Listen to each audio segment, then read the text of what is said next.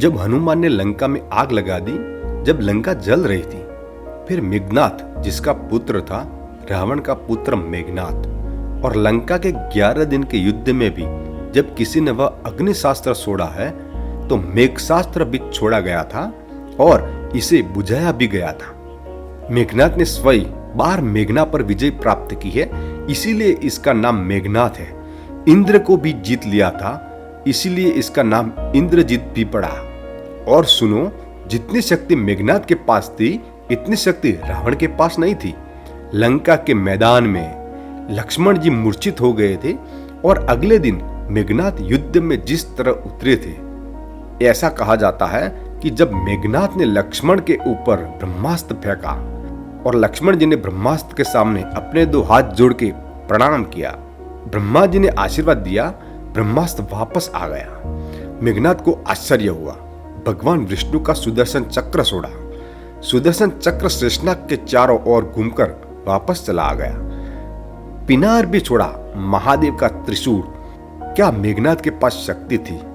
जब पिनार को छोड़ा, जो नारायण के पास रहने वाला शस्त्र था, पिनार भी चारों ओर घूमकर वापस चला।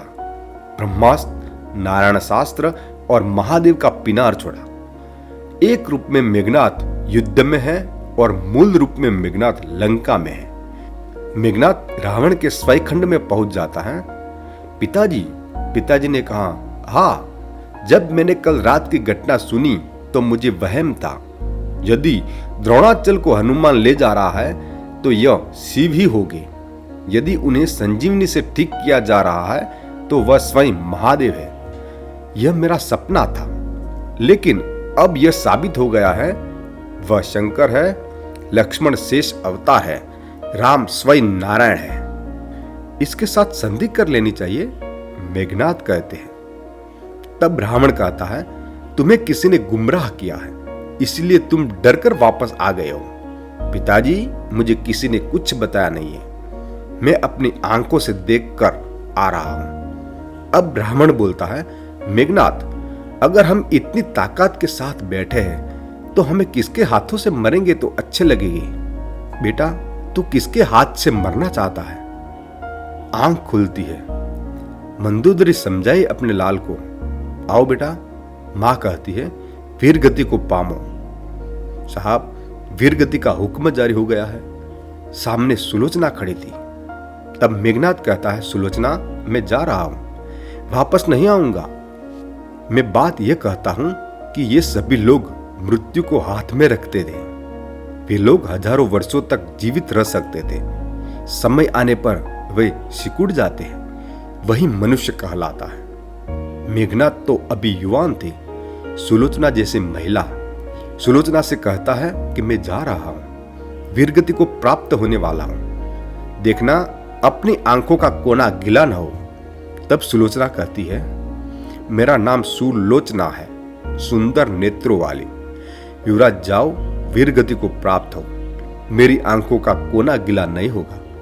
मेरा कहने का मतलब कि मैं एक एक की बात इसलिए करता हूं कि वो हमको जीना सिखाते हैं। क्या चरित्र है सर।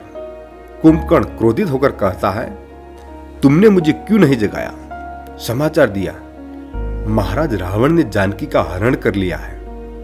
भगवान राम वानर सेना के साथ लंका पहुंचे हैं। सारी लंका में केवल आप और रावण ही है, इसीलिए आपको जगाया। रामायण में इन दोनों भाइयों के बीच का संवाद बहुत अद्भुत है। अगर आप इन दोनों भाइयों का संवाद पढ़ेंगे तो भाई भाई कभी अलग नहीं होंगे। कुंभकर्ण आता है और कहता है, बड़े भाई, मैं तो सो रहा था, मैंने क्या खोया, और तुम जाग रहे हो तो तुमने क्या पाया? तुमने जगदम्बा जानकी का हरण कर लिया। बड़े भाई, जानकी का अपहरण करने से पहले तुम्हें मुझे जगाना था। और भगवान श्री राम के घर ब्रह्मा का वादा आप भूल गए। तुम नारद का वचन भी भूल गए। अगर ऐसी कोई घटना घटती है तो मान लीजिए कि वो यही आ गया। तब ब्राह्मण कहता है कि मैंने तुम्हें सलाह देने के लिए नहीं जगाया है। अगर तुम्हें सलाह ही देनी है तो सो जाओ, इसीलिए आपको जगाया गया है कि तुम रह न जाओ। बड़ा उसे कहता है जो सबको आगे रखे और पीछे वो रहे। क्या वे आमने सामने बैठकर वेदों की चर्चा करते थे? इस वेद में लिखा है कि ऐसा नहीं करना चाहिए। तब रावण कहता है कि इस वेद में यह लिखा है कि बड़े जो कहते हैं वो छोटे को करना चाहिए। तो सुनो बड़े भाई, अब मैं चलता हूं, और यदि राम और लक्ष्मण सामान्य मनुष्य हो गए तो मैं उनके सिर और पैरों पर लात मारकर लंका की धरती पर ले आऊंगा। मैं लंका के लोगों को इस भय से मुक्त करूंगा जिसने उन्हें जकड़ लिया है। बड़े भाई, अगर मैं वीरगति को प्राप्त हो जाऊं तो मानना कि वो ब्रह्म ही है। मां जानकी को सौंप देना और संधि कर लेना, और फिर अनंत शासन का आनंद लेना। अब रावण कहता है कि आपको लगता है कि रावण सबको घुमाकर सत्ता के लिए सब कुछ कर रहा है? नहीं, मैं पीछे आता हूं। ध्यान रखिए इस अवसर को न चूके। और फिर कहता है, मुझे बहुत अधिक मदिरा पिलाओ, ऐसा न हो कि मेरी बुद्धि फिर पवित्र हो जाए। वंटुड़िया गढ़े कुंभकर्ण चला आ रहा है। भगवान राम विभूषण से पूछते हैं, ये कौन आ रहा है? क्षमा करे भगवान, मेरा भाई कुंभकर्ण है। उनकी वीरता की सारी चर्चा करते हैं विभूषण राम को। राम कहते हैं, बहुत अच्छा। जब मैं आपके पास आया तो मेरा भाई सो रहा था प्रभु। आपकी आज्ञा हो तो थोड़ी देर के लिए मिल लूं। राम ने कहा, जाओ। सर, ये राम है। फिर विभूषण कहते हैं, प्रभु मान जाए तो मैं इसको मना लूं। तब राम कहते हैं, यह प्रेम का दरबार है, मैं इसका स्वागत करूंगा। विभूषण जाते हैं और मिलते हैं। अभी सुने बड़े भाई, आप सो रहे थे। मैंने बड़े भाई रावण को बहुत समझाया, लेकिन इन्होंने मुझे मार कर निकाल दिया। मेरा राम करुणा निधान भी कैसा, शत्रु का भाई होते हुए भी मुझे स्वीकार कर लिया। आपका स्वीकार किया? हाँ, क्षमा करे बड़े भाई, मैं अब राम के पक्ष में हूं। कुंभकर्ण कहता है, धन्य धन्य भाई। हे मेरे भाई, मैं तुझे धन्यवाद देता हूं। तूने ये राक्षस कुल का सम्मान बढ़ाया है। मैं तुम्हें धन्यवाद देता हूं। जाओ विभूषण, राम की ढाल बने रहना। जब विभूषण 2 चरण भरता है तो विभूषण को कुंभकर्ण रोकते हैं और कहते हैं, मेरा एक संदेश राम को दे दो।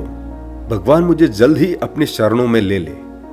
इसमें राक्षस कौन है? तो मैं आपको बता दूं, चाहे लंका कुछ भी हो। लंका जल रही थी तो 2 बातों में रावण ने कोई प्रयास नहीं किया। उसने किसी को भी सेतु बांधने से नहीं रोका, अन्यथा वानर इतना बड़ा सेतु बनाते थे तो राक्षस उसे बड़ा पत्थर फेंक कर नहीं तोड़ सकते। और रावण ने जलती हुई लंका को बुझाने का प्रयास नहीं किया। रावण शिव का भक्त था और उसने हजारों वर्षों तक तपस्या करके शिव को प्रकट किया था।